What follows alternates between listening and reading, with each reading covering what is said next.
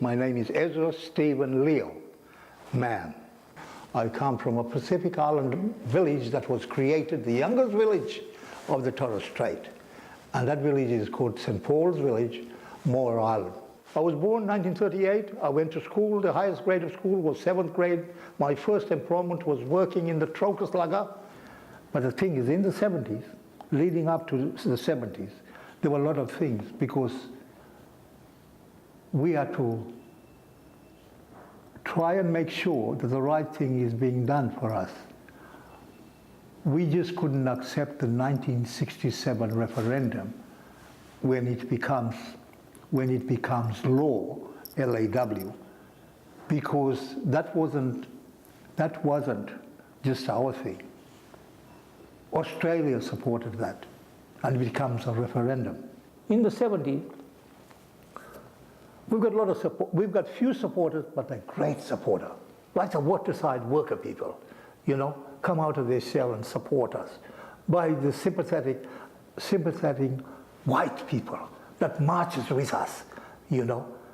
South East Queensland is a very strong place, and you have to live here to know that. And the Aboriginal brother, my brother, the First Nation people wanted something to happen. In Queensland, I attended whenever I can to all those things that they had. But I was also leading the biggest march in Brisbane. And who was there? The two Dons. Mr. Pastor Don Brady, they called him the fighting pastor. And Don Davidson, he was also there, you know, my brother. And I called him brothers. And then myself. And the two Don and I were given the name the Three Musketeers because we want our people to behave in a certain way, not to take them away from their culture, but to behave in a certain way because we have certain understanding that if you don't behave in a certain way, you will not be recognized.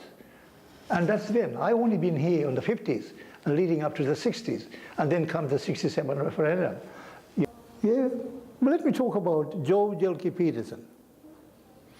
I'm not telling you my last word of Joe, hearing from me. Joe was a premier. In his time, I can't say that he was very racist, but he was in the practice from our side, the community side of things, he was in a practice of dictatorship. I suppose in his own kind, I don't know what's happening there, but I can only talk from the First Nation point of view.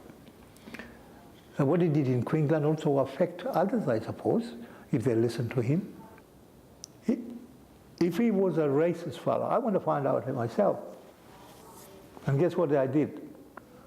I jumped in the car, and I went and talked to my two mates, two Don and myself, Steve, and we agreed that we should do something. So, let's go and face Joe. So we jumped in the car and went over to the executive building. I had my bow and arrow, and my two brothers said, well, you're a Torres Strait Islander. You use bow and arrow like the Papua New Guinean? I said, oh, yes. That's how we get our bread and butter. Are you willing, brother, to do some dance of yours that respect us? You know, how about some war dance or something? I said, oh, that would be great. You're now speaking my language now. I'm going to be in that. I'll do a war dance, you know. They said, well, try not to shoot Joe, but he's up in the building. I said, well, I'll try and control myself, but I have this bow and arrow. If you dictate to me, well, probably that's the only way I can dictate to him. Use this bow and arrow. Oh, no. We better go in peacefully. But we'll take this little bottle with some blood in it. Don't ask me where the blood comes from. It doesn't come from a human being, I can tell you that. But we got a little bottle with the blood in it. So we sent the bottle up, the little container with blood in it, and gave it to the security guard and let him take up to it. Now, whether the security fellow tell us a lie or something, I'm sure if he come over there, Joe would have pushed the little container of blood in his face. You know, he can do anything, this Joe. But the thing is, he came back again, and he reckoned he see the Premier. And he said, what the Premier said. Now, this guy could have written a note himself or something, and the note says, if this is an honest lad, blood, I will respect it. But because he's not, take it back to all the wasters that sent it up here. So I do this then, you know, and held my bow and arrow, rely. And I do this fancy fighting dance and fell on the floor. And I had a drummer there that hit the drum and do this war dance. And as soon as I did that, I must have did it. I tried to do it quickly because I know what Brisbane is like. Because when the news got, we control all the police and everybody. So as soon as I done, I looked up and they said, you better finish the dance because there's 15 cars, 15 police cars here coming over to arrest us. You know, and while we started making excuses and I had the bow and arrow there, well, we didn't got arrested. But the thing is, we were told to move away from the executive at a certain time. And we can't be strong-headed anymore because there were other people, our followers were there, you know. And the people that follow us, they've tagged us with the name bunch of radical. When I came over, the Department of Aboriginal Affairs, DNA, DAA, they were still alive, you know. And guess what? I was recommended to those people and my brothers. I was a candidate here. And my history for dealing with bureaucracy and an instrument of that bureaucracy started from the NAC. And it'd be a big thing because Black Protest Committee, because the first Commonwealth Game in Australia is happening. And Brisbane had the mandate or the choice of having the Commonwealth Game here. And of course, while we talk about different demonstration and all of that, we had to do some preparation. I was part of the team too. And the reason why because I was elected in the days of NAC by the people. So while I am aware that there was a threat of dissolving us, the NAC, and a threat of all the other things that they want to dissolve us from, whether it'll be the NAC or something else, but taking the rights away and all that sort of thing. And the story goes on in different ways. But the thing is, I joined the protest committee so that I could have first-hand information, making sure that whatever we do, that the people knows about it. Because I had the mandate of representing people through the NAC. So I joined the protest committee, and in that circle of our meeting, there's a lot of confidential things, you know. There were a lot of confidential things.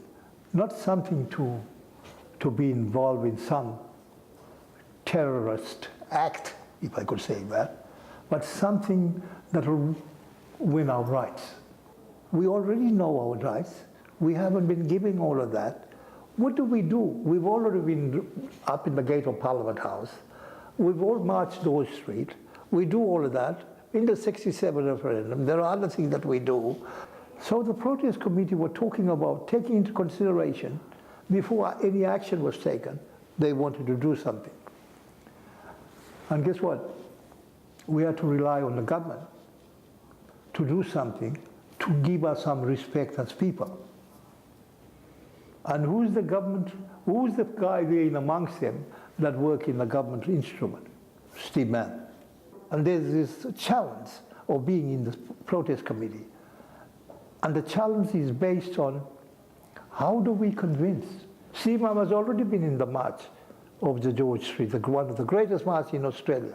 Steve Mann already do his thing with his two Musketeers brothers in certain ways, you know. So there is a challenge of a world focus.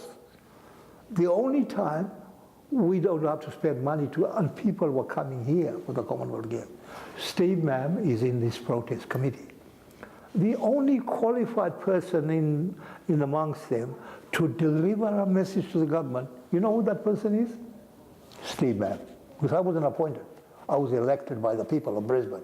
So Steve Mann had to have some clearance by taking it over there, the message across to the government.